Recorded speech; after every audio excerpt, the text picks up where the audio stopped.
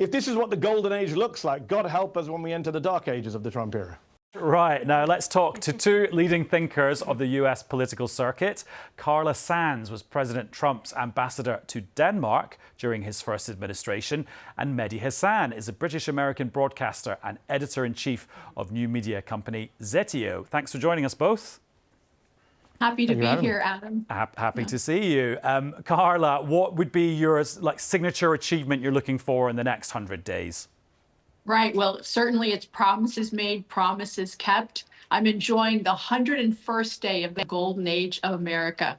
And what I hope to see President Trump do is he's right now in the White House surrounded by some of the top CEOs in the world, and they're talking about the investments that they're bringing to the United States, creating jobs. President Trump has already brought over 300,000 new jobs. Carla, President Trump has already brought a first quarter of negative economic growth, we learned today. President Biden was losing 6,000 jobs a month. President Trump has already added 9,000 new manufacturing jobs. Mehdi? Yeah, I don't know what the golden age of America looks like, but it surely doesn't look like a 101st day in which we have a negative quarter of growth for the first time since the start of 2022. Let's not forget, at the end of 2024, Donald Trump inherited an economy where the final quarter of growth was 2.4% annualized. Today, we discover the first quarter of 2025 is minus 0.3%. A majority of Americans, including 51% of Republicans, say they believe Donald Trump's policies could cause a recession this year. So not sure people voted for a recession or for more inflation from tariffs or for the decimation of their 401ks, the worst stock market 100-day performance since Richard Nixon. He has kind of taken an economy which that left-wing rag, The Economist magazine, called the envy of the world, and he's trashing it. And I'm not sure why. I'm not sure it's ideology, whether it's grievance. He's obsessed with these tariffs, even though every serious economist in the United States and across the world is telling him stop. Some of his own advisors are trying to tell him to stop, but he's not listening. So if this is what the golden age looks like, God help us when we enter the dark ages of the Trump era. Carla, you can't argue with the numbers, GDP figures today. Well, I can. Actually, I can argue with the numbers. So he inherited Joe Biden's numbers. It was an inflated economy from pumping taxpayer money. This was government spending propping up the U.S. economy and creating unsustainable debt.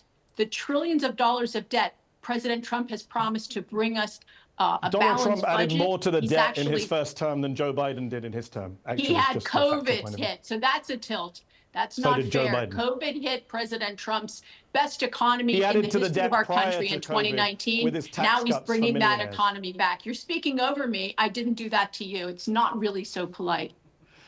Yeah, let's be polite on the 101st day. Absolutely. Carla, I mean, okay, let's say there's another quarter of negative economic growth and we speak in 3 months' time. Is that okay? Is that a price worth paying for what Donald Trump wants to do to the economy?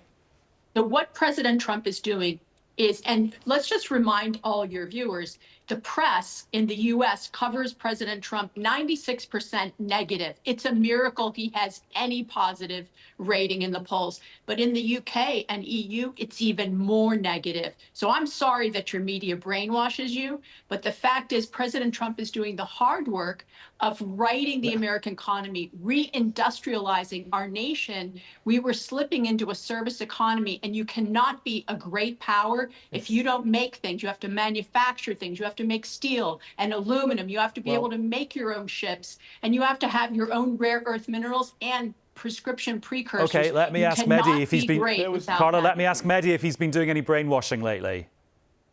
Well, first of all, the manufacturing boom has been the manufacturing boom was happening on Biden's watch, as all the numbers showed. But in terms of, it's funny to talk about brainwashing when the entire MAGA message is Donald Trump and Fox brainwashing people into believing insane things like the last election was stolen. Last night on American television on ABC News, Donald Trump tried to claim that a photoshopped image of Kilmar Abrego Garcia, the man from Maryland, the El Salvadoran who were caught in the U.S., said could not be sent back to El Salvador. But he defied the court, the Trump administration, sent him illegally back to a torture camp in El Salvador.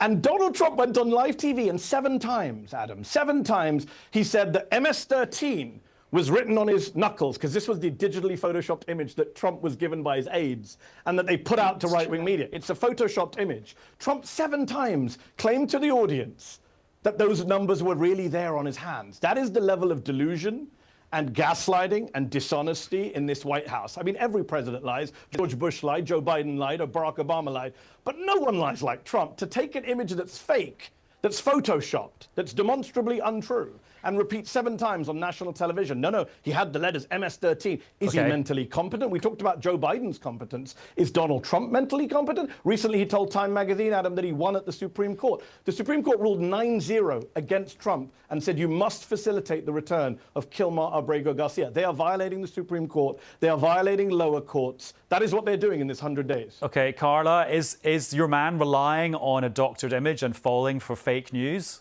with that picture? Adam, I don't want to waste the time of your viewers talking about an inconsequential known gang member. I want to talk about how President Trump has brought $5 trillion of new investment into the United States, how we're making America healthy again by taking the dyes out of the food and finding actually the cause of autism, a heartbreak for so many American families. They're losing their children. And also making America safer, taking the DOD, which was going woke and very like an indoctrination center, and creating again that lethal fighting force focused on the mission of what was keeping happening the at the United DOD, States the Department of Defense? What was happening in the military caused by woke, as you put it, that was so bad, Carla? Yeah, so the U.S., the DOD under the radical leftists controlling Joe Biden, who your media never talked about as mental incompetence, and everyone saw it even in 2019. Mental incompetence, you won't even defend. Mehdi, let Carla finish and I'll come back to you. If I may, so we saw the Pentagon refocus on the security of the United States instead of doing things like censoring Americans. How about what USAID was doing, destabilizing the world and funding terrorism from U.S. taxpayer dollars? It's unconscionable. Okay, let's let Mehdi respond to some of the things that you were saying there. Sure. Yeah, you said a lot there. I mean, look, what she said about USAID is false. Elon Musk and Doge are super unpopular, have failed, they're being thrown out. She talks about she says she doesn't want to talk about inconsequential gang members. The president, 7 times as the journalist tried to move on, insisted that the journalist concede that words were written on a hand that were not written. That's mental incompetence. He's deluded. Well, it could just be a mistake, Mehdi. That's not a sign of like a mental fitness. Hold on, Adam. He held up a photo that was doctored. That was bad enough a week ago. We were told, oh, he didn't mean it literally. And last night he told us he literally believes 7 times that this guy has MS-13 written on his knuckles, a guy who shouldn't even been in El Salvador, and he's defying a Supreme Court ruling that Carla doesn't want to mention. As for making America safe, Donald Trump pardoned 1,300 rioters on his first day in office. His own Vice President, J.D. Vance, his own Attorney General, Pam Bondi, said he wouldn't do it. He did it. He pardoned 300 people who attacked police officers. Can Carla defend that, or does she want to move on from that? How do you defend pardoning 300 people who assaulted police officers, more than 100 police officers? He pardoned them. How are you okay with that? We're talking about the noise and not what actually matters. Okay. The fact that this El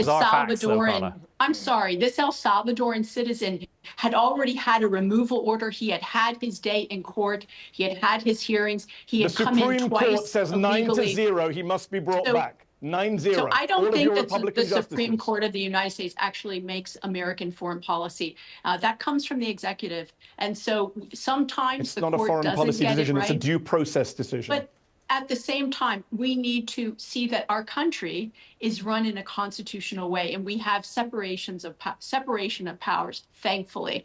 But what I want to focus on is the great things that President Trump and his incredible administration are doing, bringing down the cost of gas. Does that include pardoning rioters? You haven't answered, Carla. Do you support pardoning rioters who attack police officers? Again, you're everyone speaking can tell over from me. your. You didn't answer my question. Even want the viewers to hear do you know what? the good news I'm just going to of what's pause you happening both in the there, United States. just in the interest of people making sense of what's going on. Last few words from each of you. Do you think Donald Trump will be celebrating peace between Russia and Ukraine, brokered by him, in the next 100 days? Carla, yes or no? Wow, that would be an amazing thing, and we should all pray for peace between Ukraine and Russia. I really hope it's successful. He said it would be harder, that the Israel-Hamas war would be easier to solve than the Russia-Ukraine war. I'm hoping that between Putin and Zelensky and these peacemakers that are coming together, that it will be successful so that the killing ends. That would be the most wonderful 200-day celebration. So I hope that you're right, Adam. Mehdi, any chance? Adam, I'm glad you asked that question. Trump said multiple times he would solve the war in 24 hours before he entered office. We're now 240 hours in. We're 100 days into this thing. And 2,400, sorry, I can't even do maths. Yeah. 2,400 hours later, and he hasn't done it, right? Because he lies. Mehdi, you have me questioning your mental Zelensky in the Oval fitness Office. after that. I know, my mental fitness, but I conceded I was wrong, and Trump's never done that. 2,400 hours later, he has not solved the Ukraine conflict. He's actually been tougher on Canada and Denmark, our NATO allies, than on Vladimir Putin. Thank you very much, both of you. Thanks for watching this video. If you haven't already, why don't you subscribe? For more Newsnight interviews and insight, you can also follow us on TikTok, X, Instagram, Facebook and Blue Sky, where you'll find loads more content like this from our programme. See you soon.